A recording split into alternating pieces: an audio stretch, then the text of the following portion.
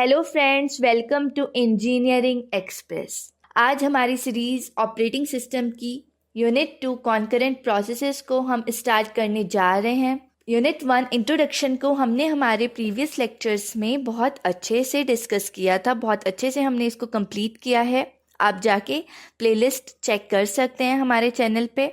आज से हम स्टार्ट कर रहे हैं यूनिट 2। आज के इस लेक्चर में हम डिस्कस करेंगे प्रोसेस कॉन्सेप्ट। हम अच्छे से समझेंगे प्रोसेस कॉन्सेप्ट क्या होता है, प्रोसेस क्या होता है। देन हम डिस्कस करेंगे प्रोसेस स्टेट्स, या जिसे हम प्रोसेस लाइफ साइकिल भी कहते हैं। इसमें कितने टाइप की स्टेट्स होती हैं, कौन सी होती हैं, सब कुछ हम अच्छे से समझने वाले हैं। उसके बाद हम डिस्कस करेंगे स्केड्यूलर्स क्या होता है, देन डिस्पैचर्स क्या होता है। उसके बाद हम समझेंगे प्रोसेस कंट्रोल ब्लॉक, या जिसे हम टास्क कंट्रोल ब्लॉक भी कहते हैं, पीसीबी या टीसीबी। ओके फ्रेंड्स, तो हम स्टार्ट करते हैं हमारा आज का लेक्चर प्रोसेस कॉन्सेप्ट के साथ। A process is a program in execution including the current values of the program counter, registers and variable. हमारा जो प्रोसेस है वो एक तरह से प्रोग्राम ही है, बस जब हम प्रोग्राम को एग्जीक्यूट करते हैं तो वो प्रोसेस में कन्वर्ट हो जाता है। प्रोसेस के अंदर क्या क्या चीज़ें होती हैं, हमारे करंट वैल्यूज होती हैं, किसकी, प्रोग्राम काउंटर की, रजिस्टर्स की और वेरिएबल्स की। The difference between process and a program is that the program is the group of instruction whereas process is the activity। जो हमारा प्रोग्राम है वो तो हम एक तरह से ऐसे समझ सकते हैं कि it's a group of instructions, बहुत सारी इंस्ट्रक्शंस का एक ग्रुप है। लेकिन जब हम उन इंस्ट्रक्शंस को एग्जीक्यूट करते हैं, ठीक है, जब वो चीज़ एग्जीक्यूट हो जाती है तो हम उसे बोलते हैं process. We write our computer program in a text file and when we execute this program, it becomes a process। हम हमारे कंप्यूटर प्रोग्राम को टेक्स्ट फाइल में लिखते हैं। जब हम इस टेक्स्ट फाइल को एग्जीक्यूट करते हैं, ठीक है, तो वो हमारा प्रोसेस बन जाता है, which perform all the task mentioned in the program, जो कि वो सारे टास्क परफॉर्म करता है जो कि हमारे प्रोग्राम में मेंशन्ड थे। मतलब जो हमारा प्रोग्राम है वो तो इंस्ट्रक्शंस है।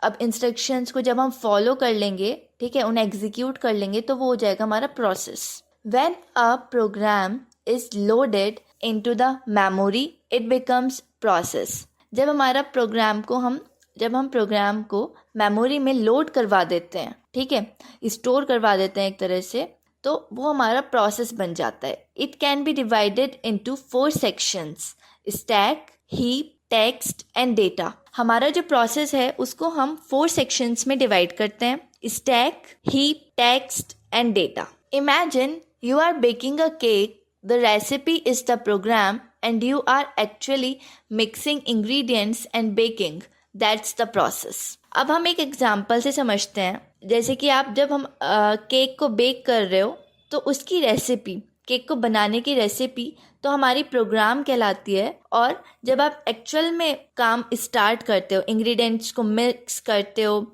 और बेकिंग स्टार्ट करते हो, ठीक है, तो वो हमारा प्रोसेस होता है जब वो काम एक्चुअल में स्टार्ट हो जाता है। पढ़ते हैं इसका first section, stack. The process stack contain the temporary data such as method और function, parameters, return address and local variable.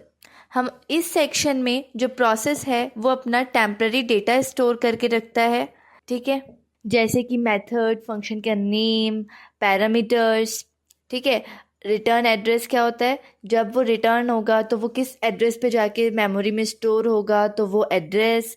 Then local variable क्या होते हैं, जिनका स्कोप सिर्फ उस फंक्शन में होता है, जैसे कि आपने सी में या C++ में या जावा में पढ़ा ही होगा।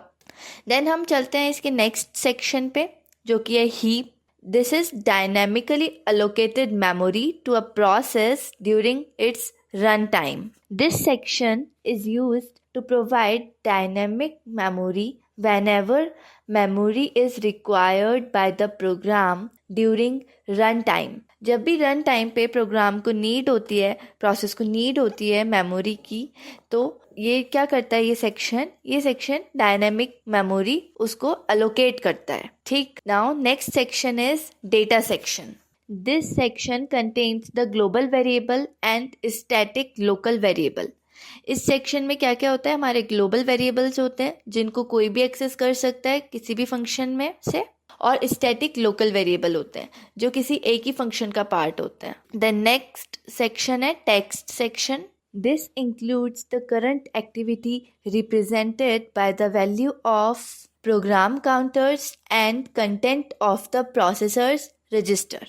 इसमें क्या क्या होता है, इसमें हमारा प्रोग्राम काउंटर की वैल्यू होती है। प्रोग्राम काउंटर मतलब जिसमें जो हमारा नेक्स्ट इंस्ट्रक्शन है उसका एड्रेस, जहाँ पर भी वो मेमोरी में स्टोर होने वाली है तो उसका बेसिकली एड्रेस इसमें स्टोर्ड होता है। Then content of processor register, जो भी रजिस्टर में जो भी वैल्यू जो भी कंटेंट स्टोर्ड है, ठीक है, वो सारा कंटेंट हमारा कहाँ पे होगा, टेक्स्ट में। इस सेक्शन में हमारा वो सारा कंटेंट स्टोर्ड होगा। There are basically two type of process. पहला है हमारा आईओ बाउंड प्रोसेस, आईओ मतलब इनपुट आउटपुट। सेकेंड है हमारा सीपीयू बाउंड प्रोसेस।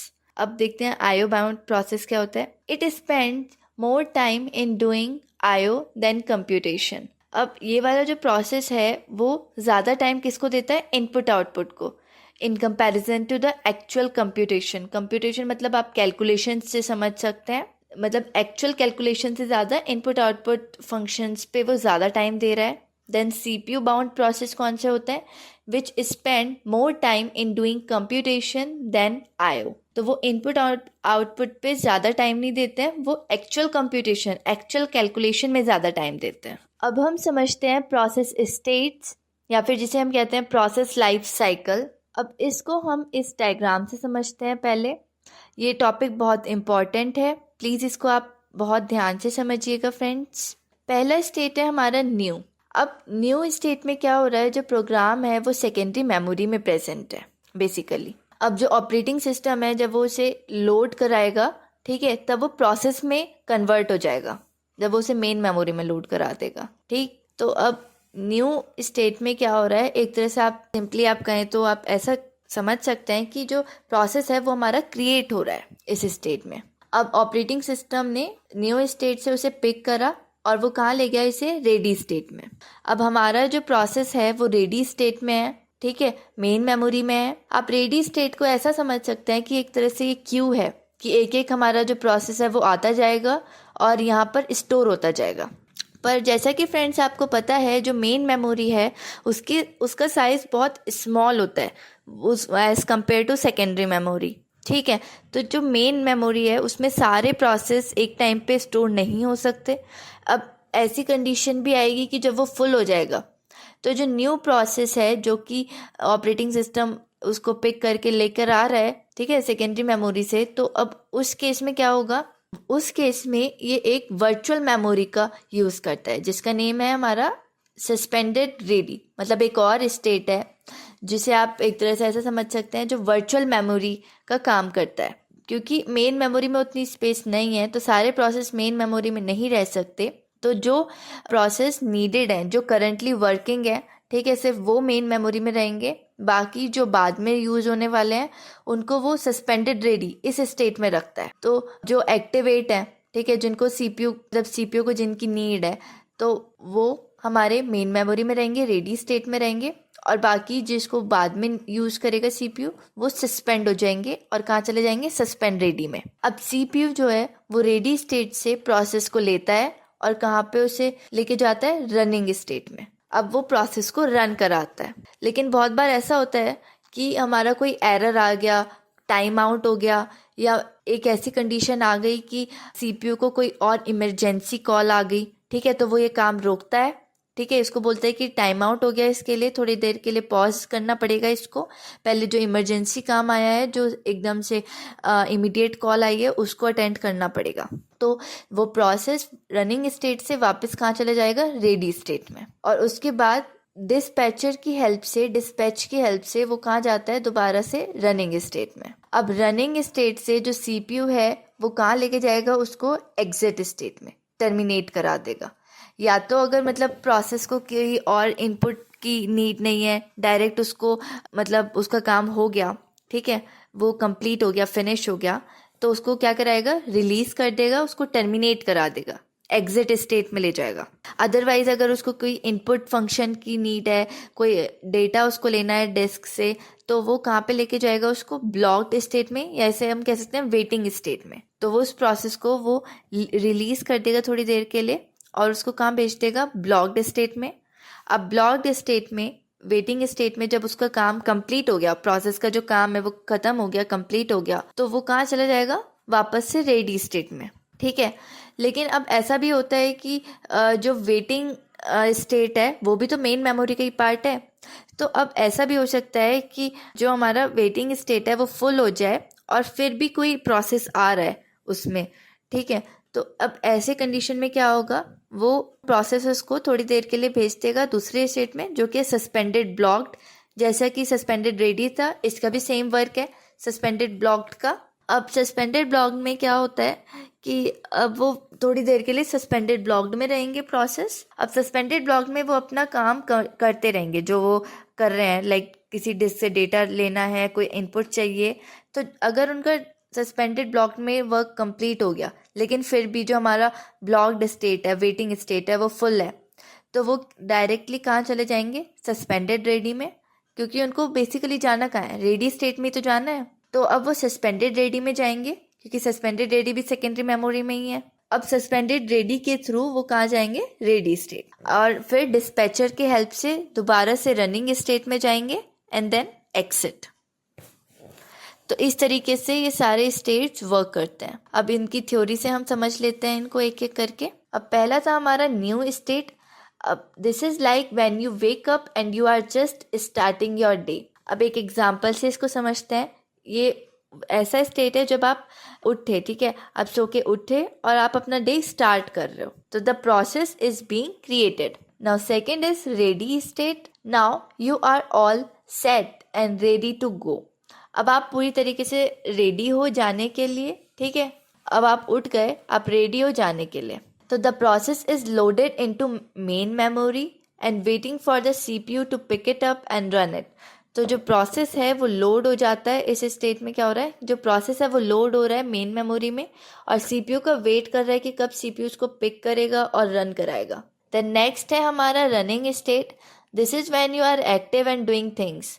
अब आप अच्छे से एक्टिव हो गए हो, ठीक है, आपने ब्रश कर लिया है, आप नहा लिए हो, आप रेडी हो गए हो, अब आप एक्टिव हो गए हो, तो अब आप अपनी सारे काम स्टार्ट करते हो, लाइक अपना स्टडी या कॉलेज वर्क जो भी है, आप वो सारे काम अपने स्टार्ट कर देते हो। The process is currently being executed by the CPU. तो जो प्रोसेस है वो सीपीयू की हेल्प से एग्जीक्यूट होता है, एग्जीक्यूट हो रहा है रनिंग स्टेट में। नेक्स्ट है हमारा वेटिंग या blocked state. Imagine you are waiting in line for coffee, you can't do much until you get your drink. अब आप इमेजिन कीजिए कि आप एक लाइन में खड़े हैं, आपको कॉफ़ी चाहिए, ठीक है, तो आप जब तक उस लाइन में खड़े हैं आप कुछ कर तो सकते नहीं है जब तक आपको आपकी ड्रिंक नहीं मिल जाती। तो आप शांति से बस वेट करोगे अपनी ड्रिंक का। तो similarly a process is waiting for something it need. Process भी वेट कर रहा है जिस चीज़ की उसको नीड है, जिस चीज़ की उसको ज़रूरत है, जैसे कि इनपुट फ्रॉम अ यूज़र या कोई data from a disk. Terminated. अब टर्मिनेटेड स्टेट कहें या एग्जिट स्टेट कहें, सेम ही चीज़ है। This is like end of the day when you go to sleep. अब ये ऐसा स्टेट है, मतलब आप एग्जांपल से अगर समझें तो ये ऐसा स्टेट है जहाँ पे जैसे आप पूरा दिन आपका ख़त्म हो गया है और आप सोने जा रहे हैं। तो the process has finished its job and has been stopped. तो जो प्रोसेस है वो अपनी जॉब ख़त्म कर लिया उसने और वो स्टॉप हो गया है, वो एग्जिट हो गया है। नेक्स्ट है हमारा suspend ready. Think of this as taking a break. आप इसको ऐसे समझिए जैसे आप ब्रेक लेते हैं। तो the process is not currently running but is ready to go when there is a space for it. तो जो प्रोसेस है वो रन नहीं कर रहा है, ठीक है, करेंटली रनिंग स्टेट में नहीं है, लेकिन वो वहाँ जाने के लिए, मतलब रनिंग के लिए बिल्कुल रेडी है। जब भी स्पेस होगी उस स्टेट में तो वो जा सकता है। Suspend wait. This is like waiting for a friend who is running late. जैसे कि जब आप अपने किसी ऐसे फ्रेंड का वेट कर रहे हो जो लेट हो गया है, ठीक है, तो the process is not running. तो जो प्रोसेस है वो रन नहीं कर रहा है, अभी रनिंग स्टेट में नहीं है। And is also waiting for a resource और event before it can be ready again. तो वो किसी रिसोर्स का, किसी डेटा का वेट कर रहा होता है दोबारा रेडी होने से पहले, दोबारा रेडी स्टेट जाने से पहले। तो फ्रेंड्स, हमारा ये टॉपिक यहाँ पे कंप्लीट होता है। अब हम समझते हैं what is schedulers, what is schedulers, उनका क्या रोल था, वो क्या होते हैं। A scheduler in an operating system is like a manager that decide which task get to use the computers resources and when.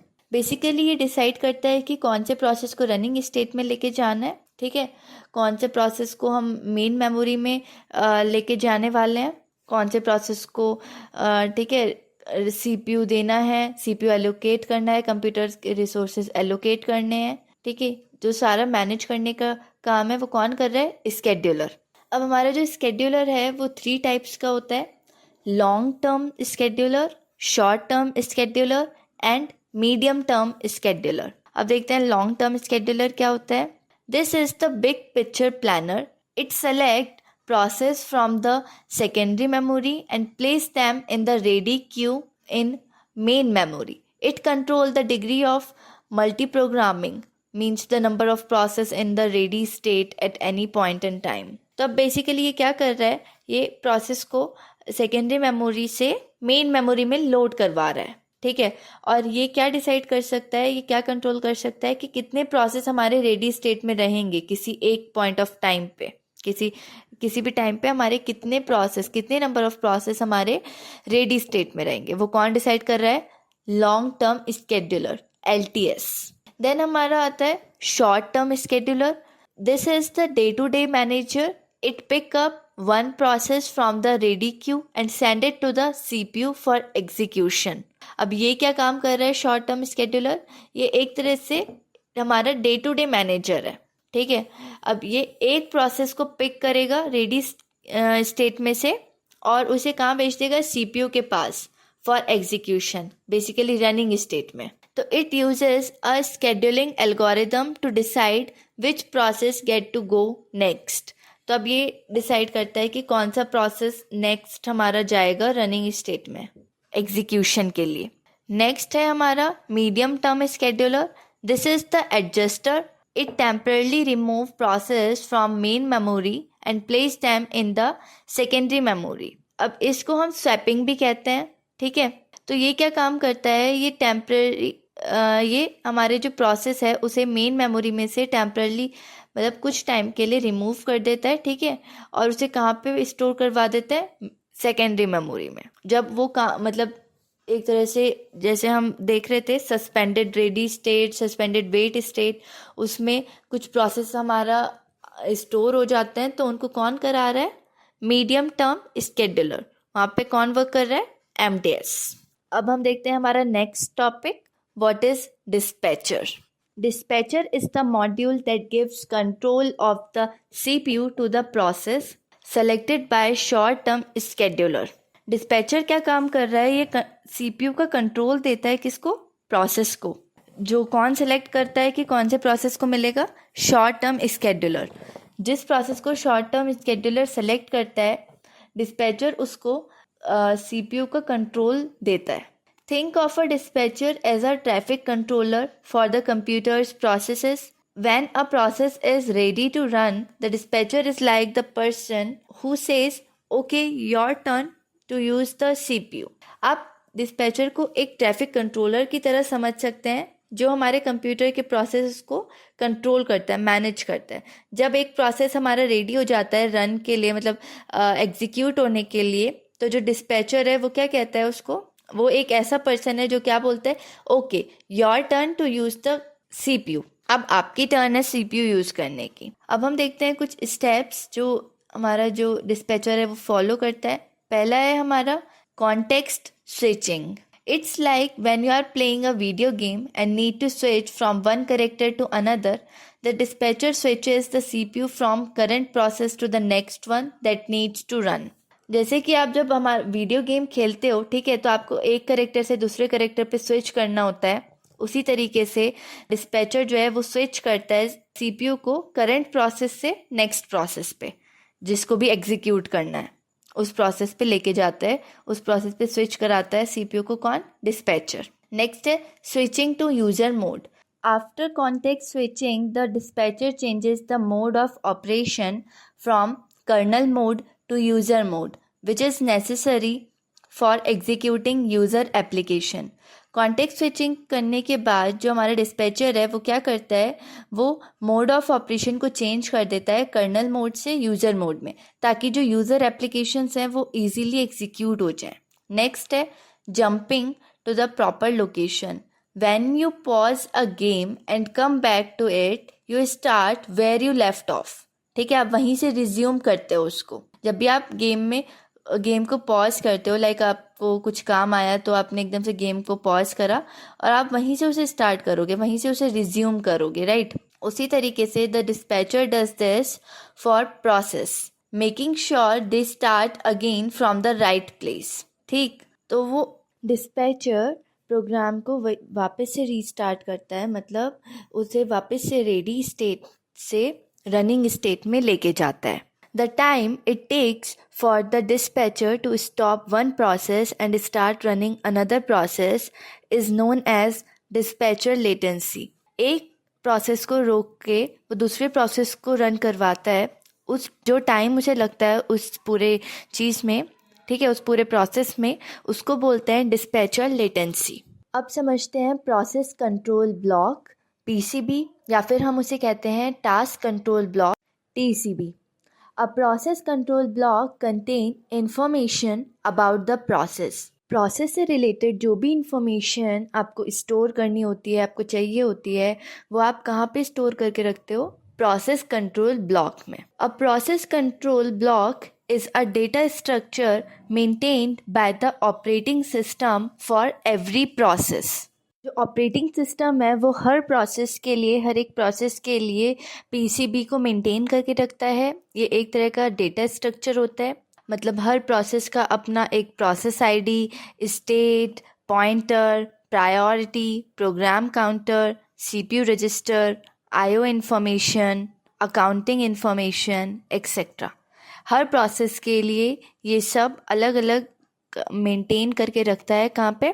Process control block में. A process control block is defined by N integer process ID, PID. हर एक process control किससे identify होता है? एक unique ID से, जिसे हम कहते हैं प्रोसेस ID या PID. A PCB keeps all the information needed to keep track on a process. PCB में वो सारी इंफॉर्मेशन होती है, मतलब प्रोसेस कंट्रोल ब्लॉक में वो सारी इंफॉर्मेशन होती है जो हमें किसी भी प्रोसेस को ट्रैक करने के लिए चाहिए होती है. जैसे कि होता है प्रोसेस ID, मतलब एक यूनिक ID फॉर प्रोसेस, जिसके थ्रू हम उसको मतलब आइडेंटिफाई कर सकते हैं. देन होता है हमारा process states. The state may be new, ready, running, waiting and terminate and so on. जो अभी हमने डिस्कस करे थे कौन से स्टेट्स हैं, वो सारे हमारे मतलब उनकी इंफॉर्मेशन सारी कहाँ पर होती है? प्रोसेस स्टेट में. Pointer, it points to the parent process, मतलब किस प्रोसेस से हमारा ये वाला जो करंट प्रोसेस है वो ओरिजिनेट हुआ है, जनरेट हुआ है. देन आता है हमारा प्रायोरिटी. जब CPU स्केड्यूलिंग करते हैं तो प्रायोरिटी का बहुत इम्पॉर्टेंट रोल है. तो किस प्रोसेस की क्या प्रायोरिटी है वो उसके प्रायोरिटी सेक्शन में मेंशन रहती है, मतलब स्टोर्ड रहती है.